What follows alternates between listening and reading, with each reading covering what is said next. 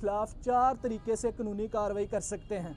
पहली कार्रवाई क्या है? पहली कार्रवाई ये है कि आप ऐसी औरत के खिलाफ anti rape investigation and trial act 2022 के तहत FIR दर्ज करवा सकते हैं।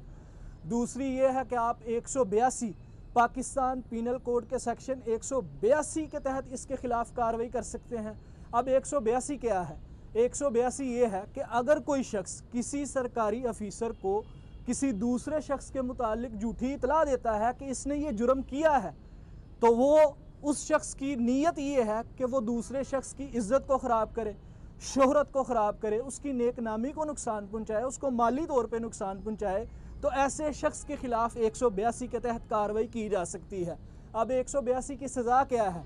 अगर इतला देने वाले ने इतला दी ऐसे जुर्म के होने की कि इस शख्स ने ये जुर्म किया है और उसकी सज़ा सज़ाए मौत है, यानी इतला देने वाला ऐसे जुर्म की इतला देता है जिसकी सज़ा सज़ाए मौत है, तो फिर ऐसी इतला देने वाले शख्स को 7 साल तक सज़ा दी जाएगी और जुर्माना भी होगा। इसलिए आप दूसरी कार्रवाई 182 के तहत कर सकते हैं। नंबर 3, आप ऐसी औरत के खिलाफ इलाका मजिस्ट्रेट के पास पाकिस्तान पीनल कोड के सेक्शन 499 और 500 के तहत कंप्लेंट फाइल कर सकते हैं। सबूत आपके पास ऑलरेडी मौजूद हैं, कोर्ट का आर्डर आपके पास मौजूद है जिसमें आपको बाइज्जत तरीके से बरी कर दिया गया है। उस जो नाम नहाद विक्टिम थी उसका बयान भी आपके पास मौजूद है कि ये तो मेरा मुल्ज़म ही नहीं है, मैंने तो गलत फहमी की बुनियाद पर इसके खिलाफ मुकदमा दर्ज करवाया था। तो जैसे ही आप कंप्लेंट फाइल करेंगे वो केस भी आपके हक में होगा और ऐसी औरत को 2 साल तक सज़ा दी जाएगी।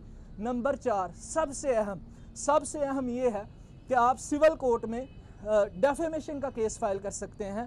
आप ये बता सकते हैं कि इसके इस मुकदमा के दर्ज करवाने की वजह से मेरी नेक नामी को नुकसान पहुंचा, मेरी शोहरत को नुकसान पहुंचा, मैं किसी के साथ आंखें मिलाने के काबिल नहीं रहा, मेरी फैमिली को नुकसान